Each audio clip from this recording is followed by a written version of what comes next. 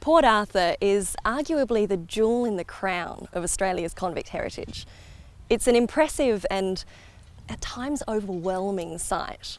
Set within a beautiful natural harbour, it's got the Gothic ruins of the penitentiary and the church buildings, painstakingly preserved cottages and gardens, shipbuilding yards, a sweeping vista across to the Isle of the Dead, and the unspeakable horrors of the separate prison. Standing here, it feels like we're right at the heart of Australian convict history. But are we? How many of you, when researching your convict ancestors, have found an ancestor who spent time at Port Arthur as a convict? I'd wager it's only a minority of you. Of the convicts sent to Van Diemen's Land, only about 1 in 5 actually spent time at Port Arthur. Most people with convict ancestors are surprised to discover that their ancestors had a relatively benign experience as a convict. The gender imbalance in colonial Australia, with far more men than women, meant that women could be pretty choosy about who they decided to marry and have children with, which meant that the convict men who went on to have children were usually the most marriageable, the ones with the best career prospects, with skills or experience, who gained their freedom at a relatively young age and were relatively healthy and hadn't been physically or mentally broken by punishment. So they're who we're descended from. But there's also a largely forgotten subset of convicts who worked hard, never visited a secondary punishment site, gained their freedom, and never had children or a family to remember their name. So in light of this, why does our convict heritage focus so heavily on the punishment end of the system? Well, to begin with, you can't overstate how influential Marcus Clarke's book, For the Term of His Natural Life, has been on the public understanding of our convict past. Even before the end of transportation, Port Arthur had started gaining traction as a tourist site. But after Clarke's highly fictionalised Gothic adventure story was published, enshrining Port Arthur as the ultimate site of horror and despair, well, the crowd started coming in droves. Clarke's fictional interpretation told us that a convict's life was one of constant torture and pain. And of course, we now know that that wasn't the case for the majority. But this emphasis on punishment as something that people expect to hear about, that's remained as a dominant narrative throughout convict heritage. There are also some other reasons that our convict heritage sites focus so heavily on punishment, and that's partly to do with the sites themselves.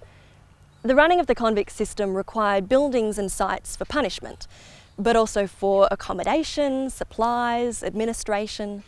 And when we think about the type of work done by convicts, they worked on government projects, government administration, for private businesses, for households, for landowners. The difficulty comes in all of these sites and buildings being preserved for long enough that they can turn into heritage sites. So many convict buildings that were significant to the running of the system are actually still in use today. We see this in some of Australia's hospitals or court buildings, town halls, or some business premises. We don't think of these as convict sites, even if they were built by convicts in the convict era, because they've continued to be used and have changed as our societies have changed. We can also see this with convict-built infrastructure, like roads or bridges. We've kept using them, we've fixed them and updated them, and they're so much a part of our lives that we actually lose sight of their convict origins.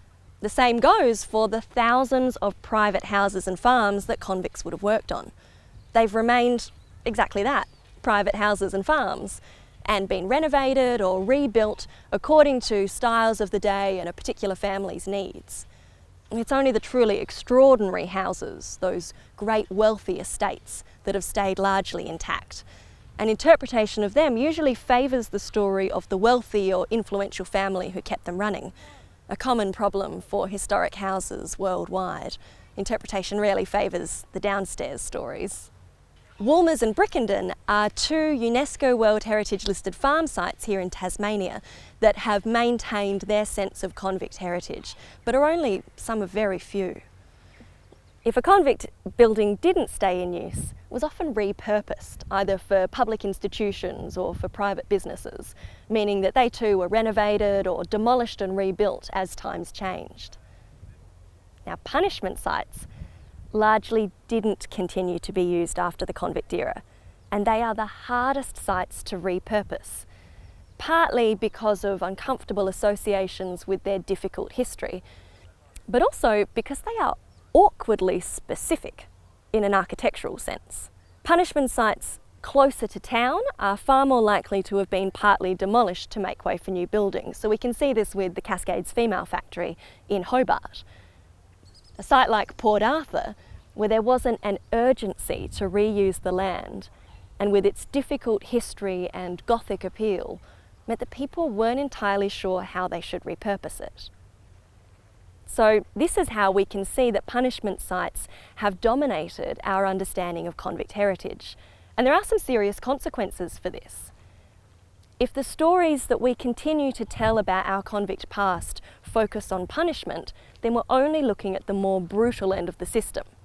Yes, punishment was an important part of the convict experience, but it was actually disproportionately borne by a few. Punishment in any sense is most effective as a warning, a symbol to the majority that this is what happens if you don't follow the rules. Punishment also legitimizes the convict system. The convict system's success depended on this idea that convicts were wicked and criminal and deserved to be punished.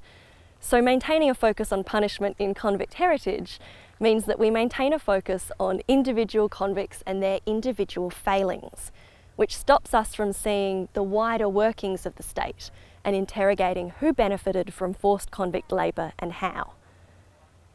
It's only by putting a site like Port Arthur in its wider context and understanding how its existence helped the state achieve things elsewhere that we can really understand the site's significance, but also the wider convict system itself, which often we find has very little to do with the individual failings of convicts and their punishment, and a lot more to do with wider systems of transnational forced labour, invasion and colonisation, economic growth, and the building and maintaining of empire.